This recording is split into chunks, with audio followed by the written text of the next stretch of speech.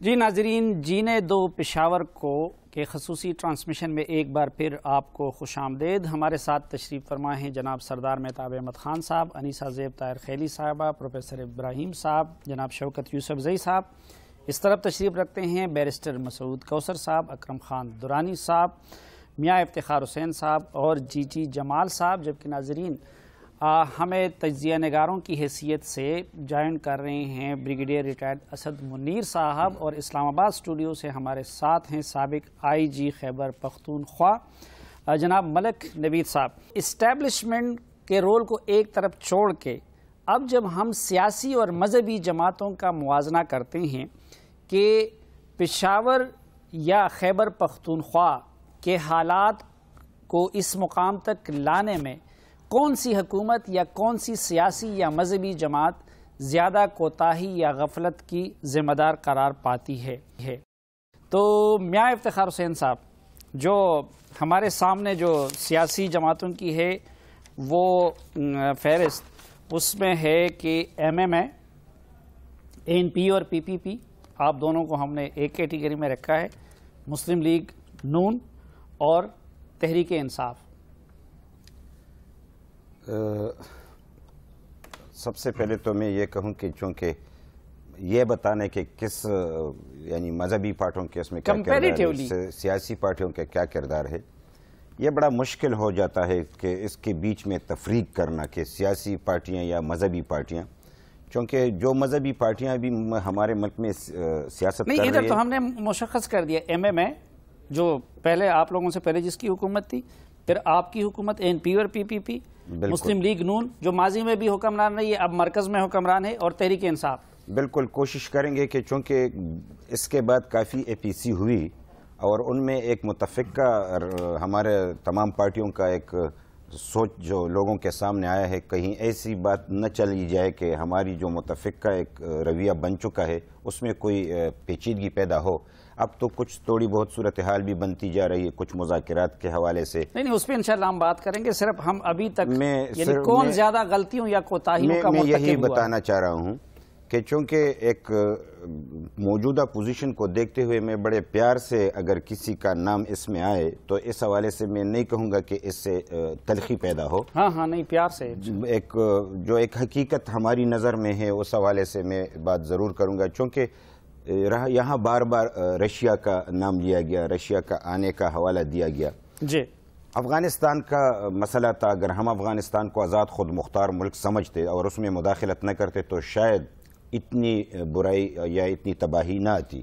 آج بھی ہم افغانستان کو اگر آزاد خود مختار ملک سمجھے اور ان کو اپنے فیصلوں میں آزاد چھوڑ دے تو بھی اتنا مسئلہ نہیں بڑھے گا۔ کس جماعت نے زیادہ مداخلت کی یا خود مختار نہیں سمجھا؟ میں یہی بات بتانا چاہ رہا ہوں کہ چونکہ وہاں پہ جو صورتحال بنی اور ہم نے یہاں پہ جو اس صورتحال کے مطابق تنظیمیں بنا کے اور وہاں پہ مداخلت کرنی شروع کی، تو اس وقت کے جو بھی پارٹیاں تھیں جو اس نظریے اور اس سوچ کے مالک تھے کہ ہم وہاں پہ رشیا میں یعنی رشیا کو شکست دیں گے، افغانستان کو ایک جنگ کا میدان بنایا گیا، اسی فلسفے اور اس سوچ کی بنیاد پہ کہ ہم اس کو اسٹریٹجک ڈیپتھ سمجھتے ہیں اور اسی حوالے سے ہم تو چاہے رشیا مداخلت کرے ہم اس کے خلاف ہیں۔ آپ کہنا چاہتے ہیں میں یہی اس پیار سے کہیں، لیکن ایم ایم اے کہنا چاہتے ہیں لازمی طور پہ کہ اس کے ساتھ اس دنوں میں آپ ایم ایم اے کو اتنا اٹیچ نہ کرے، جماعت اسلامی ذرا اس سے تیز تھی، اب بعد میں یہ ایم ایم اے بنی تو اتنا جماعت اسلامی اور جے یو آئی، لیکن اس میں جماعت اسلامی کا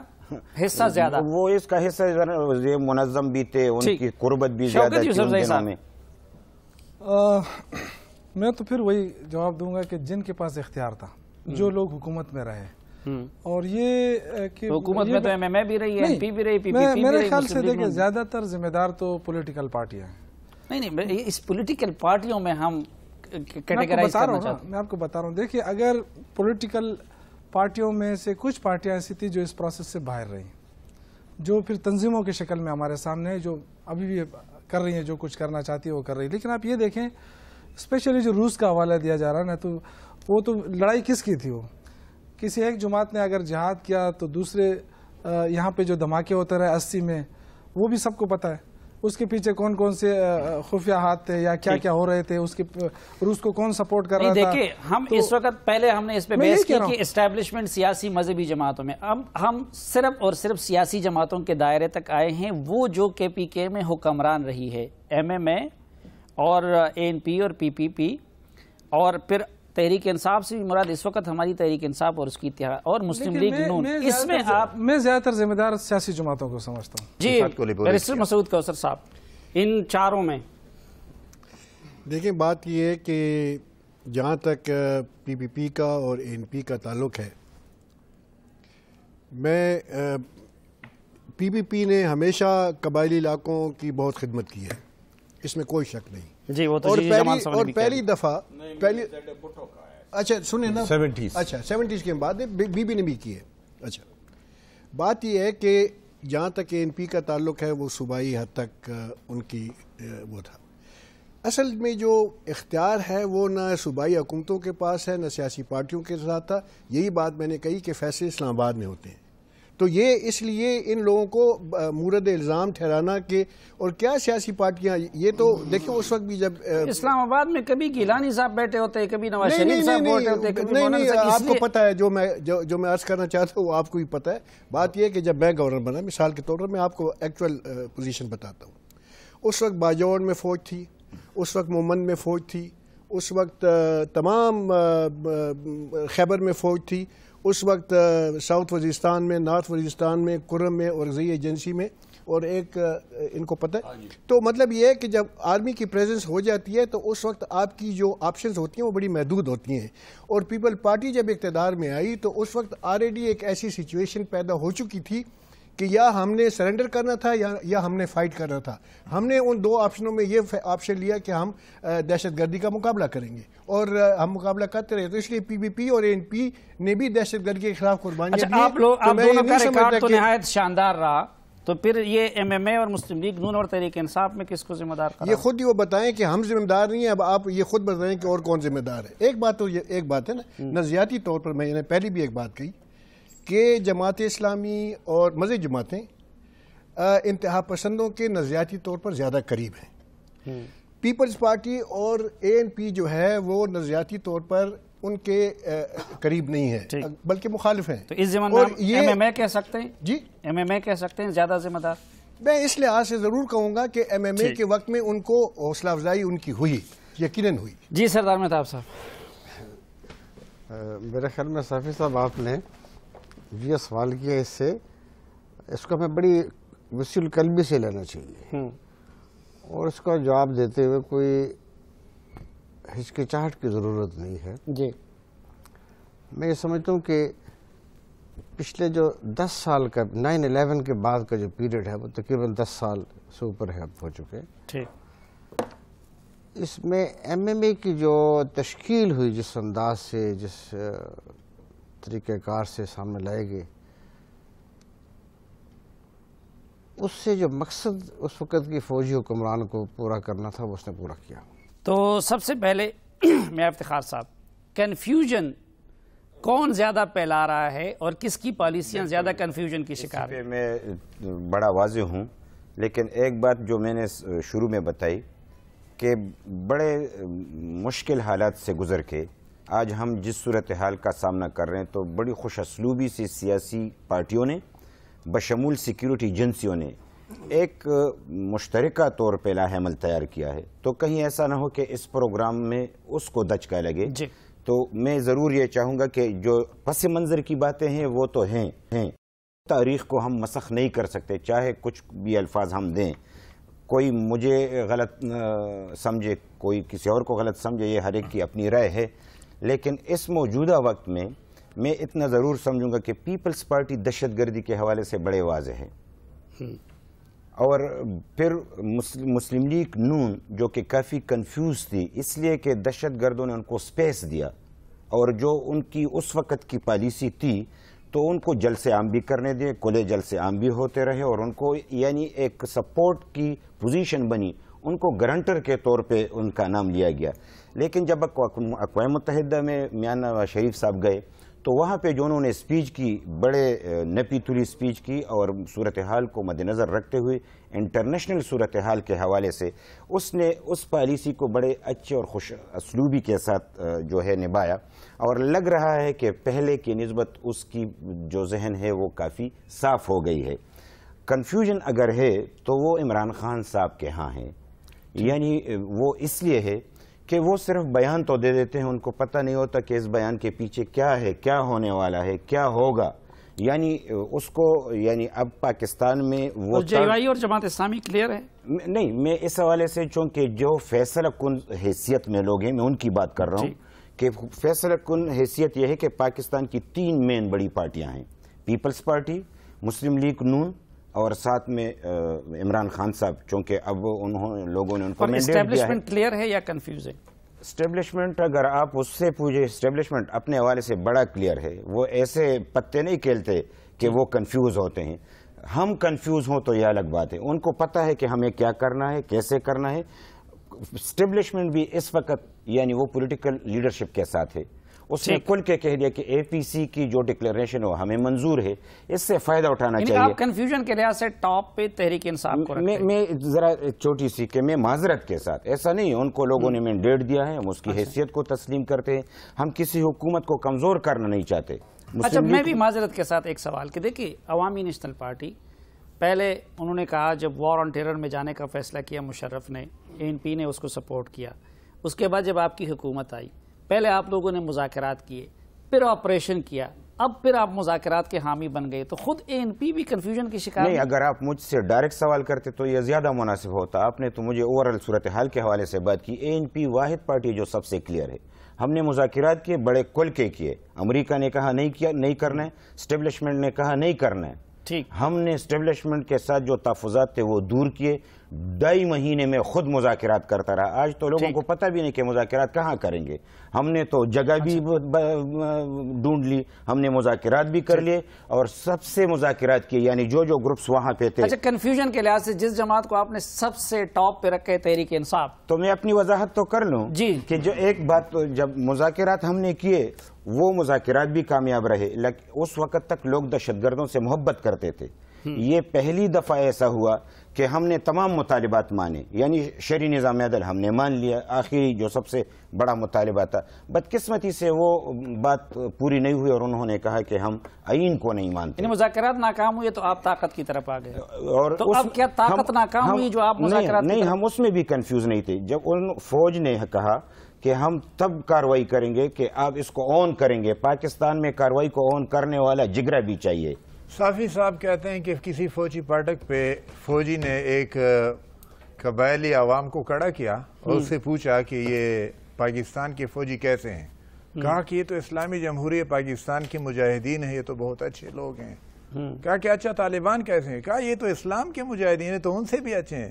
کہا پھر کافر کون ہے، کہا کافر تو ہم ہیں کہ وہ بھی ہمیں مار رہے ہیں اور یہ بھی ہمیں مار رہے ہیں۔ ہاں، یہ لطیفہ تو مولانا فضل الرحمان صاحب اکثر سناتے ہیں، لیکن ظاہری بات ہے کہ عام آدمی تو مجبور ہے، تو کیا ہماری پولیٹیکل لیڈرز بھی اس خوف کے شکار ہیں؟ سلیم صافی صاحب نے خود ایک اور آپشن بھی ڈالا کہ ان سب کے بعد آپ نے خود کہا کیا میں کنفیوز ہوں، تو میں تو آپ کو سب سے زیادہ کنفیوز ٹھیک ہے، میں تو ہوں نا۔ میڈیا کنفیوز ہے اور میڈیا کنفیوژن پہ لا رہا ہے، میڈیا کو ذمہ داری کا طرز عمل اختیار کرنا چاہیے، اور کنفیوژن اس وقت ہر کہیں پایا جاتا ہے، دھماکہ ہو جاتا ہے، کچھ پتہ نہیں چلتا کس نے کیا کس نے نہیں کیا، اور ایک طرف طالبان کی طرف سے کہیں ذمہ داری قبول ہوئی، کہیں ذمہ داری قبول نہیں بھی ہوتی، ان کے بارے میں کہا جاتا ہے کہ نہیں کیا، زیادہ ان میں کون کنفیوز ہے؟ یعنی یہ سب ایک ہی برابر کنفیوز ہیں۔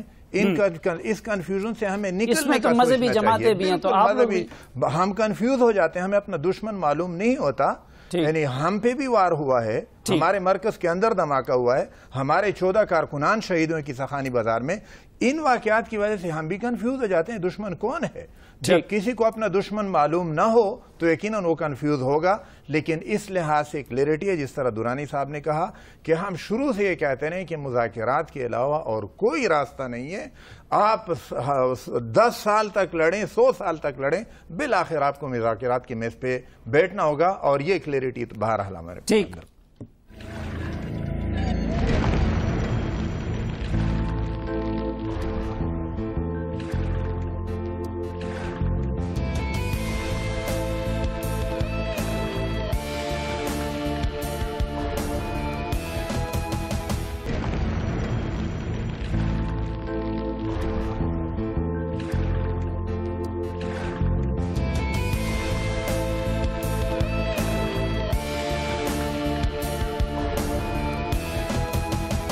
ایک بار پھر خوش آمدید آپ کو جینے دو پشاور کو کے اس خصوصی ٹرانسمیشن میں. ہمیں جوائن کیا ہے پرویز رشید صاحب نے بھی لاہور سے، لیکن اس سے پہلے جو ایک سوال تھا کہ کس کے ہاں دہشت گردی سے متعلق کنفیوژن زیادہ ہے، اس کے جواب سردار مہتاب صاحب اور بیرسٹر مسعود کوثر صاحب اور بریگیڈیئر اسد منیر صاحب نے دینے ہیں. تو جی سردار صاحب بریفلی اگر آپ بتا دیجئے کہ کس کے ہاں کنفیوژن زیادہ نظر آتی ہے. میرے خیال میں بات کو طول نہیں دینے چاہیے، وقت بھی کم ہے. سیاسی جماعتیں زیادہ کنفیوژن کا شکار رہی ہیں، اور اس کی وجہ اس سے زیادہ نہیں تھی کہ وہ اس اہم مسئلے پہ خوف زدہ بھی تھے اور کنفیوز بھی تھے، دوغلے پن کا بھی شکار رہے ہیں. تو سیاسی جماعتیں زیادہ اس کا جی بیرسٹر صاحب. میں سمجھتا ہوں کہ پوری قوم اس معاملے میں کنفیوز ہے، اور اگر یہ کنفیوژن نہ ہوتا تو شاید یہ مسئلہ جو ہے یہ بہت پہلے حل ہو چکا ہوتا. قوم نے یہ فیصلہ کرنا تھا. بدقسمتی یہ ہے کہ قوم کو ابھی تک اعتماد میں نہیں لیا گیا کہ کیا ایشوز ہیں، کیا وجوہات ہیں کہ دو فریق آپس میں لڑ رہے ہیں، ان میں کیا تنازع کیا ہے. سب لوگ بات چیت کے لیے جا رہے ہیں لیکن تنازع معلوم نہیں ہوتا، اور پاکستان کے لوگوں کو ایسی تنازع معلوم نہیں ہوتا. یہاں پہ مذہبی جماعتیں ہیں جن کی پارلیمنٹ میں موجودگی ہے، ایک جمہوری ملک ہے، انتخابات ہوتے ہیں، آپ کا مینیفیسٹو ہے. MMA کی حکومت ایک مذہبی مینیفیسٹو کے ساتھ آئی، وہ کامیاب ہوئے، انہوں نے 5 سال حکومت کی. جو یہاں پہ قیادت بیٹھی ہوئی ہے، آپ سب نے تو APC میں مذاکرات کے حق میں رائے دی تھی، تو آپ لوگ کیا سمجھتے ہیں، آپ میں سے کوئی ایسا ہے کہ جو یہ سمجھتا ہو کہ نہیں، جو پچھلے 2 ہفتوں کے واقعات کے بعد وہ فیصلے پہ نظر ثانی ہونی چاہیے، یا کہ ابھی تک سب مذاکرات کے حق میں ہیں؟ میرے خیال سے سب کو مذاکرات، ہم تو ٹھیک جواب دے دیں. پالیسی ہمارے اس میں سلیم صافی صاحب یہ ہیں کہ میرے خیال میں سب سیاسی پارٹیوں نے میرے خیال میں دانشمندی کا مظاہرہ کیا، اور پہلی بار ایک میز پر بیٹھے، اور میرے خیال میں اس سے خوشائن بات نہیں ہے کہ فوج بھی اس کے ساتھ متفق ہیں. تو اس کو کنفیوژن میں نہ لایا جائے، اور کم از کم کبھی کبھی میڈیا اس بات کو ایسا انداز میں پیش کرتی ہے جس سے لوگوں کی ذہن میں مجھے صرف مذاکرات کے آپشن پہ ہاں نہیں میں جواب دے. کے علاوہ کوئی دوسرا راستہ بھی نہیں ہے، مذاکرات ہونے چاہیے. ہاں نہیں، مذاکرات جاری رہنے چاہیے. ہاں جی میاں صاحب. مذاکرات. جی دورانی صاحب. پہلا آپشن مذاکرات. دیکھیں، مذاکرات کے بعد جو بھی فیصلہ ہوگا وہ پوری قوم کا ہوگا اور اس میں قوت ہوگی، چاہے وہ آپریشن ہو چاہے وہ. لیکن اب مذاکرات. ہاں بالکل. جی سردار صاحب. ہاں دیکھیے، مذاکرات ہی ایک آپشن ہے ٹھیک جو پہلے جانا چاہیے اس طرف. ٹھیک. اور مذاکرات پہ پوری قوم کی بھی کنسنسس ہے، تمام سیاسی جماعتوں کی قیادت کی بھی کنسنسس ہے. تو اس کو آپشن کو استعمال کرنے کی پوری کوشش، یہ واقعات سے وہ آپشن بند نہیں ہونا چاہیے. کو فکر نہیں ہے پشاور بچانے کی، یا کہ جس طرح ہم کہتے ہیں کہ جینے دو پشاور کو، اس حکومت کا فلسفہ یہی ہے کہ جانے دو پشاور کو؟ پشاور ہمارے جسم کا حصہ ہے، ہم سب پاکستانی ہیں. اس طرح سوچنا جو ہے وہ بھی گناہ ہے.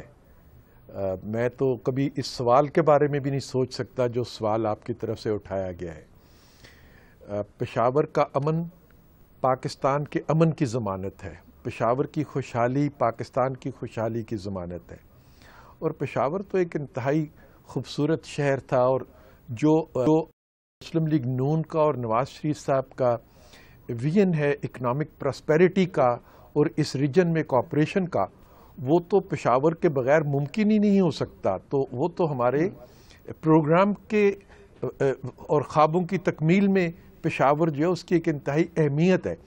دیکھیے، سینٹرل ایشیا کے لیے راستہ جو ہے، سینٹرل ایشیا کا دروازہ جو ہے وہ تو پشاور ہی بنتا ہے. اس میں انشاءاللہ تعالی. بتا دیجئے پرویز صاحب سے، کیا مذاکرات کسی چینل سے شروع ہوئے ہیں یا نہیں؟ اگر نہیں تو کب تک شروع ہو جائیں گے؟ ہم ٹاک شو نہیں کرتے چلے.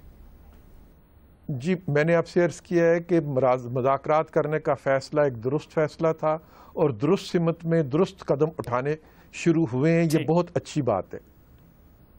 جی بہت شکریہ پرویز رشید صاحب. اب یہ جو درست سمت میں درست فیصلہ ہے، میں چاہوں گا کہ آغاز جی جمال صاحب کریں. مذاکرات کیسے ہوں، کن شرائط پہ ہوں، کس سے ہوں؟ دیکھیں جی، جہاں تک یہ پرابلم دہشت گردی کا اگر یہ پورے ملک کا لیا جائے جو ہے، اور یہ صرف ملک کا، اس کا حل جو ہے بیسیکلی وہ ڈومیسٹک اندرونی طور پہ صرف اس کا حل نہیں ہے، اس کا حل اس ریجنل، اس سے اس کا حل نکلے گا. تو ہماری جو سمت ہے، ہماری جو باتیں، ہمارا جو سوچ ہے وہ اس ٹائپ کا ہونا چاہیے کہ اس پوری ریجن میں آ جائے، کیونکہ ہم خاص کر افغانستان کے ساتھ ہم بالکل جڑے ہوئے ہیں. ہمارا ایٹ لیسٹ جو صوبہ ہے یا فاٹا ہے وہ تو بالکل ہی اس کے ساتھ، اور اس لیے میں ہمیشہ کہتا ہوں کہ یہ لڑائی جو ہے ہماری تازہ لڑائی ہے، یہ 2001 کے بعد نہیں چلی آ رہی، یہ ہم 1980 سے یہ ہمارے ہاں چلی آ رہی ہے. جہاں تک میں پرویز رشید صاحب کے ساتھ یہ اتفاق کرتا ہوں کہ حاضر وقت انہوں نے جو اے پی سی کے بعد، آپ نے صحیح بڑا اچھا سوال ان سے پوچھا کہ ایک ہی میں سوال پوچھ رہا ہوں، نہ ڈیٹیلز میں نہیں جانا چاہیں گے. تو یہ ذمہ واری، فیصلہ تو سب نے کیا اور اچھا فیصلہ کیا، ابھی بھی یہ فیصلہ ہوا، اور یہ ذمہ واری حکومت نے اپنے اوپر فی الحال لی ہوئی ہے.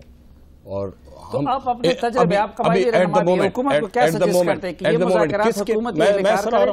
میں سر آ رہا ہوں جی.